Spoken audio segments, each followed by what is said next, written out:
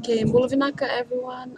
My name is Sereana, and today I'm doing an article about the Cook Islands curriculum dealing with education, and it was provided by the Cook Islands Ministry of Education.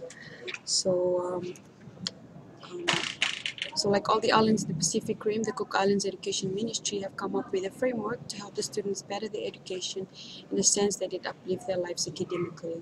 The Cook Islands face many challenges in all aspects of its development as a nation, but since they are linked to New Zealand, they help in providing technology to help them in such a thing.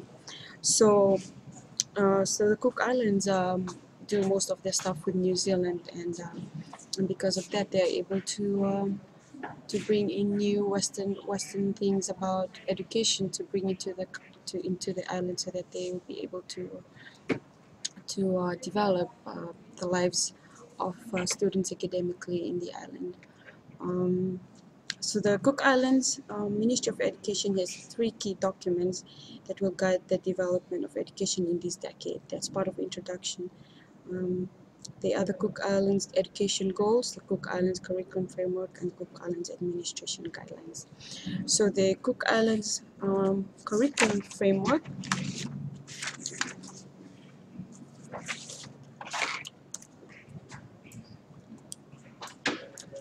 So about this framework, the Cook Islands Curriculum Framework is the official document that establishes the policy for learning, teaching, and assessment in schools in the Cook Islands.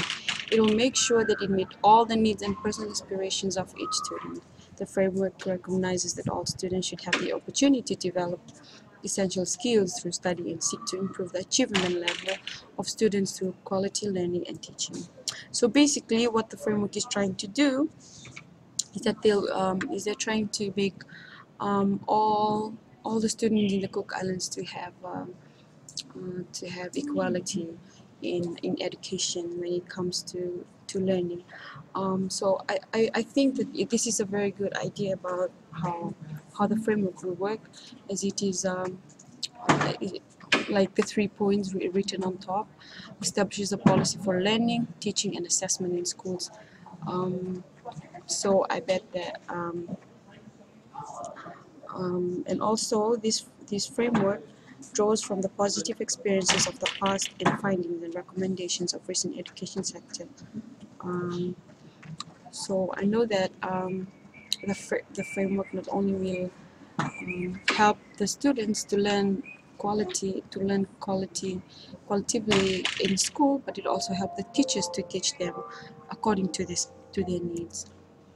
So who it applies to, the framework applies to all schools in the Cook Islands, both government and private schools. Because I know back in Fiji there are some schools that has a framework that only applies to government school, because a lot of schools back home in Fiji um, are only recognized if they're government schools and not private schools.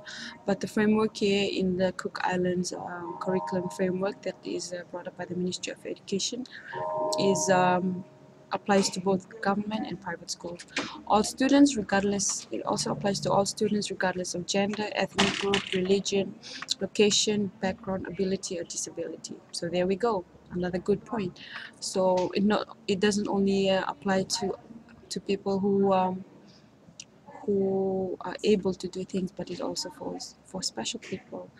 All years of schooling from early childhood to the completion of secondary. So that's high school also included. So what it intends to do, the curriculum seeks to develop students with a strong Cook Island identity and the ability to play a full part in their communities.